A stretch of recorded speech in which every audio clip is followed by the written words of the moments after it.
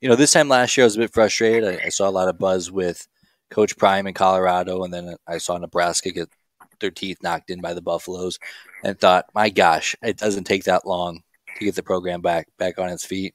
Turns out, that is true. It doesn't take very long, and Nebraska's back on their feet. So I'd like to just kind of take a stroll down, what could have been lane, and kind of go over some of the coaches that were on the short list for the Nebraska job, and kind of talk about where I think the program would be if they had hired him. And then the first one I would talk about is interim head coach Mickey Joseph. He was on the list. Let's just pretend in a world that there's no trouble involved. What does Nebraska look like today if he gets the nod to be the first full-time head coach? I think that's a solid like B or B plus hire without the trouble. Because he's a great recruiter. Good recruiter. Yeah. Other than that, I don't know much more about him as like a coach. I would say C plus, B minus. Yeah, that's about where I would go. It's and I guess what I'm holding the measuring stick up to is, do you think that you'd feel as good about Nebraska today with him as the head coach compared to Matt Rhule? And I think with Mickey Joseph, that's a pretty easy no. I think I like a lot about Mickey Joseph recruiting, good development. I mean, he beat Iowa. He's 1-0 against Iowa. Let's not forget that. But yeah, I think there's a pretty low ceiling with Mickey Joseph. Yeah, I don't think anybody on that list is going to be, we're going to feel as good about as we do right now. Oh my goodness. CMC not playing tonight. Just got that. Yeah, that's what I was just looking at. Oh my goodness. Well, looks like they better feed George Kittle and Brandon Ayuk. Tough break. Who else is on this list? Mark Stoops. Mark Stoops was one of my guys. He was my number one call for a while. And I think he's a really good coach. I think it's very funny all that stuff happened with Texas A&M, which would have led me to believe that he was ready to take another step if Nebraska could really come knocking. How do you think Mark Stoops would be doing in Lincoln? Not good. I think he's a worse version of Bo Pelini. Interesting. Like a guy that'll get you 7 or 8 wins every year, but not much more than that. Because that's what he's been at Kentucky. Yeah. Well, I mean, it's Kentucky. Yeah, it's hard to project, but I mean, like we would never have to worry about missing a bowl game with him, I think, but I don't think we would have championship aspirations a whole lot.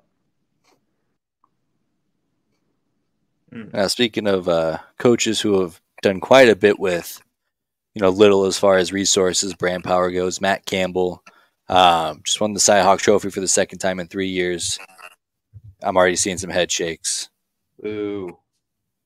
I'm going to stomp my feet on this one. I am so glad we didn't hire him. I think he's an all right coach. But I think he does better with not a whole lot than he would if he had a whole lot, if that makes any sense. It's a different beast. It's a different beast. He does very well with low expectations. Yeah. Yeah, that's a good point. So it's like, I mean, in his time at Iowa State, unless I'm just forgetting, he's not won any Big 12 titles. No Big 12 titles. Not gotten any big bowl games. He won a New Year's Six bowl game in 2020, I think it was. Yeah. Okay, well, good. One. One more than Iowa in that band. Just want to throw that out there. Yes. I don't want to take that away from him by any means. One more than us as well. He has been losing the war with Iowa. He did win this year, so good on him. But yeah, I mean, I'm glad we hired Rhule. I'm just not a Matt Campbell believer.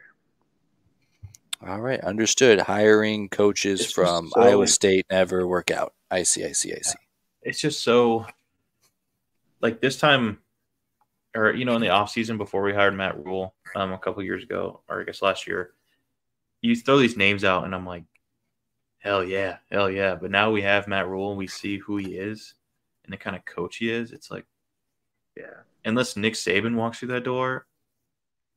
I'll tell you what, there's less than 10 coaches in the country I'd rather have than Matt Rhule. Yeah. And I think, I'll put a pin in that same kind of conversation with any of these other guys on the list. Lance Leipold on it. Bill O'Brien. Bill O'Brien would have been interesting. I mean, if it works out at Boston College, that would have been a good move. If you can win there, that's a pretty solid coaching job. But I think what all of these guys have in common is that they are objectively good coaches, and they're good at running their respective programs. And I think they probably do a good job here too. But that's not exactly what Nebraska needed at the time. They needed a guy who gets down to the studs, rebuilds the culture, who's done nothing but that. And Matt Rhule, I think, is the perfect guy. I think that's about right.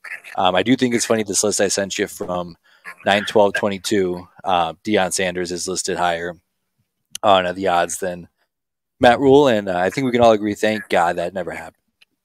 Oh, I think a better question might be, who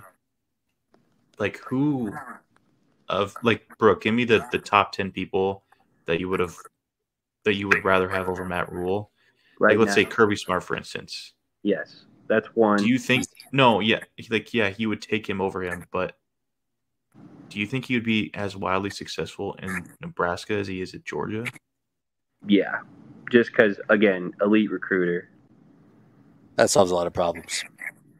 Yeah, I wonder how, or if at all, how difficult it would be to bring guys from Georgia and Alabama, where he recruits really well, how hard it would take to get them to come to Nebraska. But he's also, you got to remember, he is a great defensive coach. So, you know how wildly revered Tony White is to us right now.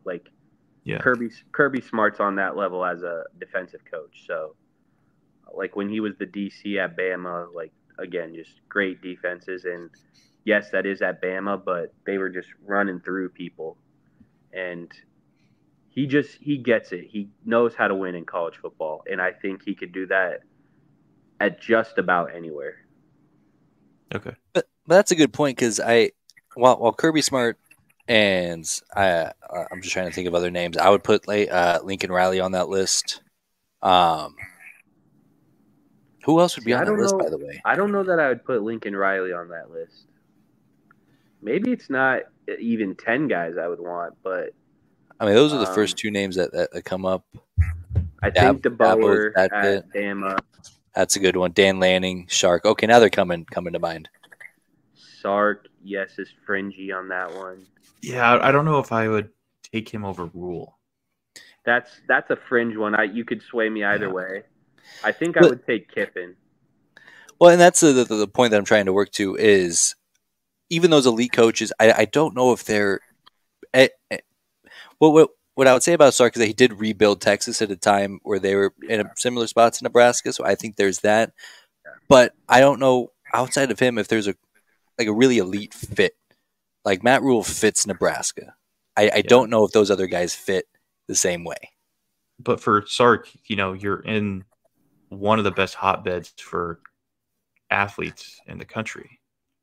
So it's easy to get these guys that are from Texas to go to Texas. Not saying that it's super it's a done deal for these kids, but it's a lot easier to say, hey, just drive an hour, come to Texas, your family can be at every game, as opposed to, they got to fly out to Nebraska and you got to play in the cold and all this stuff. I don't know, because there was once upon a time where Nebraska was a pipeline for Texas recruits.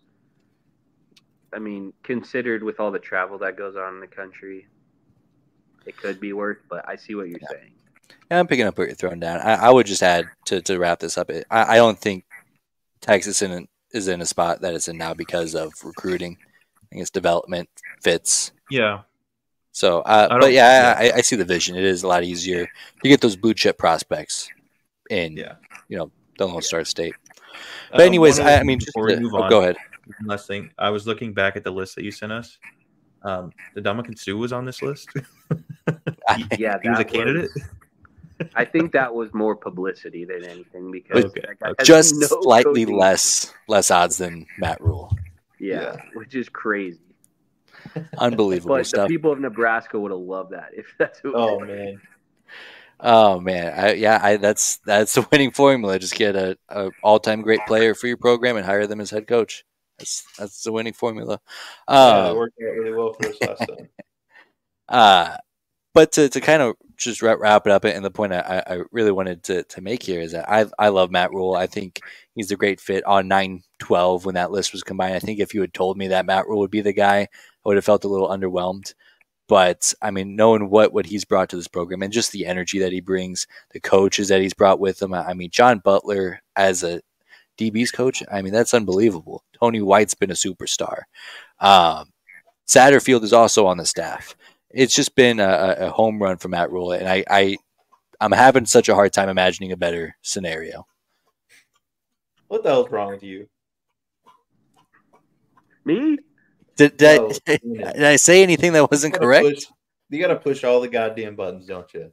No, I'm just being silly. I'm a Satterfield defender. I will defend him as long as we're winning. But